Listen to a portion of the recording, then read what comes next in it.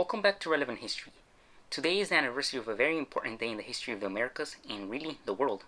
On October 12, 1492, Christopher Columbus accidentally landed in the Americas, thus permanently connecting them to the rest of the world. So let's talk about it. Let's see how different countries remember this day, what do they think about it, what do they do, how have different attitudes towards this day have changed throughout history, and most importantly, how can we learn about the history behind this day to properly remember it and commemorate it, or even improve the way it's remembered. So let's talk about the man himself. Christopher Columbus, although he was a good navigator, ended up being a terrible governor when he was given charge of the island of Hispaniola, and was very ignorant when it came to dealing with the indigenous people. That's how he ended up exploiting, killing, and enslaving the majority of the Taino population there, and pretty much set the precedent for future colonizers to do the same, the so-called conquistadors. So keeping all this in mind, how does Spain, the country that sent him, think about this day? Well, starting in the 1930s, they originally celebrated this by calling it El Día de la Hispanidad. This was supposed to be a celebration of Spain's cultural heritage and legacy that it left in the Americas after the decolonization. The problem here is very obvious. This celebration was meant to only recognize Spain's legacy. So what about the indigenous perspective and the indigenous legacy? Not to mention how this is basically putting away all the terrible things that happened during the colonization. That's why during the 1980s, the name was changed to El Día de la Fiesta Nacional, or the National Day, to focus more on celebrating the history of Spain as a country instead. Now the problem gets a little bit worse because of that though, because not only are you completely ignoring the fact about Columbus's voyage and the impact it had, but you're completely moving away from the focus of the connection that Columbus had to Spain's colonialism and the effects, both negative and positive, that it had in the Americas. But what about the country where Columbus was actually from, Italy? Well, they actually have a celebration in his name, and it is, Jesus Christ, I don't know how to pronounce Italian. Anyways, the translation is the National Day of Christopher Columbus.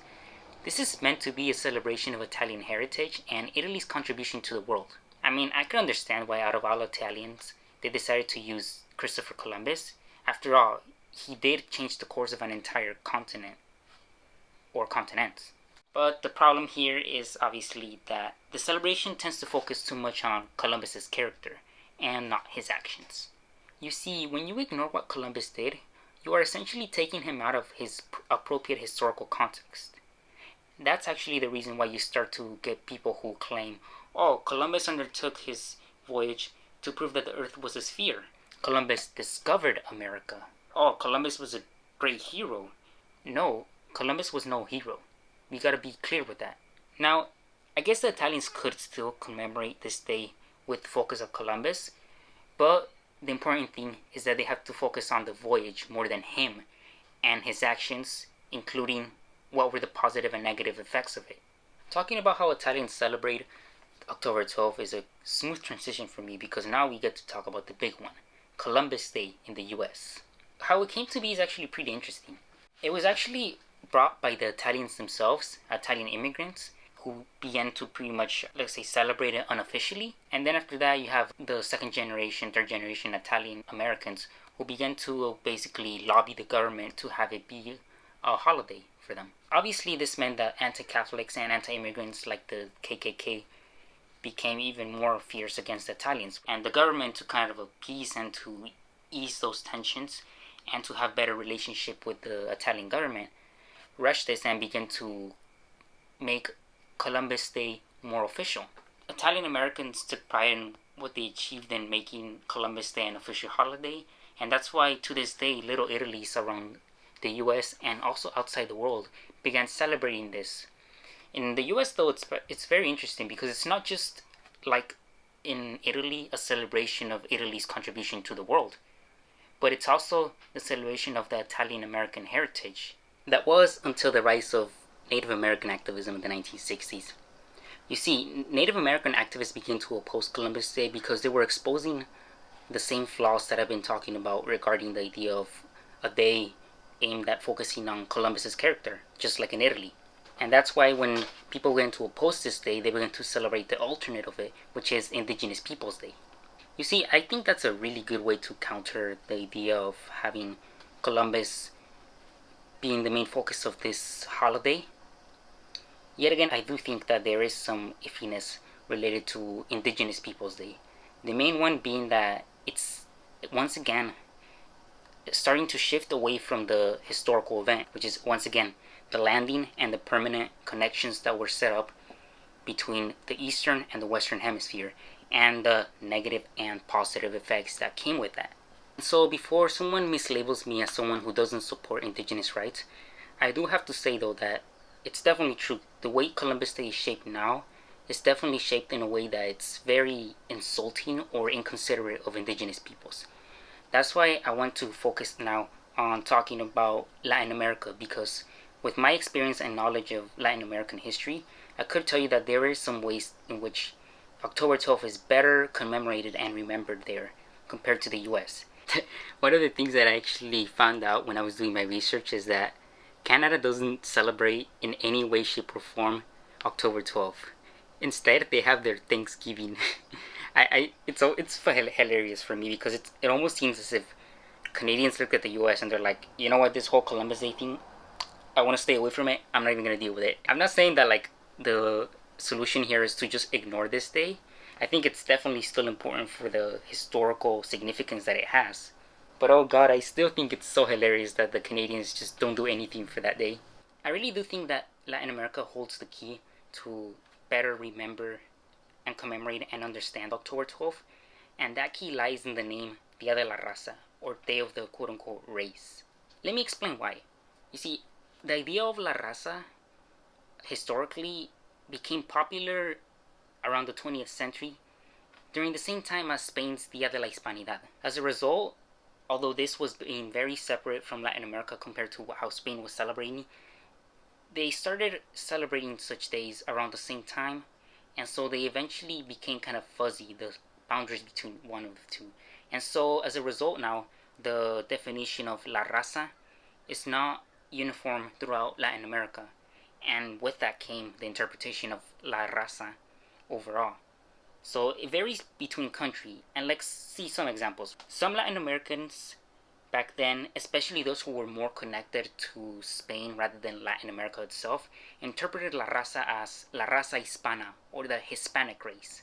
Others defined it as mestizaje, or what would be called the unique culture that came out of the mixing between the indigenous and the European population over the years due to obviously Columbus's voyage. Now, even some people think that it had to do with the two of them mixed together, both La Raza and mestizaje, Hispanically.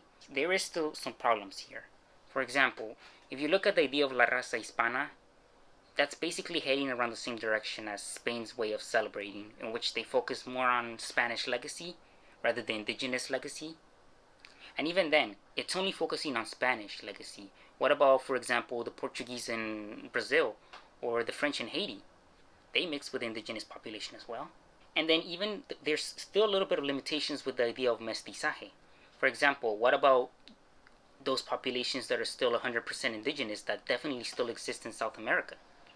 Or what about the African descendants from slaves back then? They form part of Latin American communities too, and the American continent. What about other races? What about other ethnicities that around that time began to also come?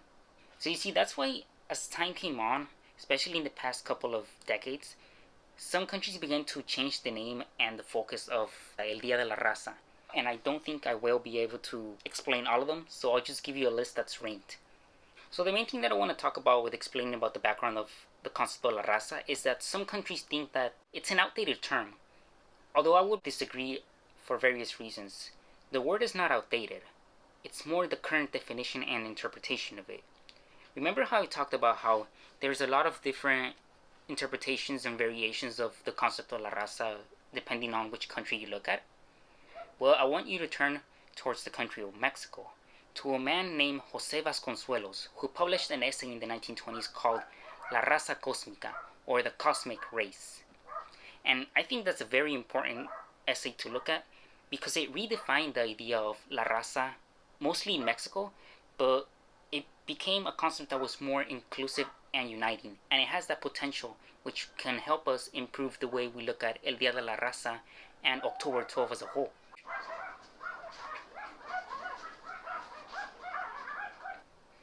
Well, now that the dog stopped barking, let me give you a quick and dry explanation of what the essay La Raza Cósmica was about.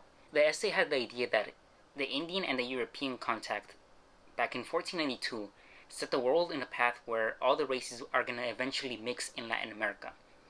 When all the races of the world, all four races, that we supposedly have, mix, that will create the cosmic, universal, quote-unquote, fifth race, which will then create and allow the creation of a greater universal civilization that will push us into the future. Obviously, the essay is not perfect, and I'll just give you a quick rundown of some of the limitations with it.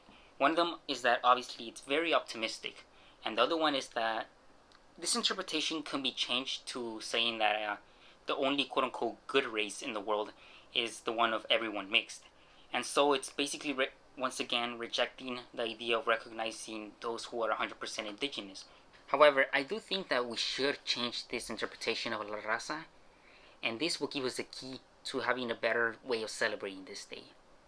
Let's say that the modern interpretation of La Raza Cósmica, or the cosmic race, should be that Columbus's voyage permanently connected the globe that was originally separated. That wasn't until Columbus's voyage permanently connected them, and with it came very, very drastic changes. Drastic changes by which I mean there was some benefits, but obviously there was a lot of radical things, radical changes that caused a lot of suffering, a lot of negative things on specific communities. But now, you know what that means when Columbus finally connected the entire world together? That means that all the races, all the quote-unquote races, were able to connect with each other. They were able to interact. So what if the idea of a cosmic race is not that all the races have to genetically connect with each other, but rather that they have to cooperate with each other, learn from each other. And when they all are able to do that and are able to understand each other, we do indeed create the cosmic race, the universal race. So please, when you think of today, October 12th, think about Columbus's voyage. Focus on the historical event. Remember all the things that happened, the negative, the positive, the things that are fuzzy in the middle, the things that could be argued that were good, that were bad. And most importantly, think about how people from two different worlds came into contact, how they dealt with each other, and how we can use that lesson of how the Spaniards acted with the indigenous people or how they interacted with the African people to learn on how we should react with other cultures whenever we meet into contact with other races for the first times. And it would help us become better individuals and better think about October 12th. Thanks for watching. I hope you learned and you also enjoyed.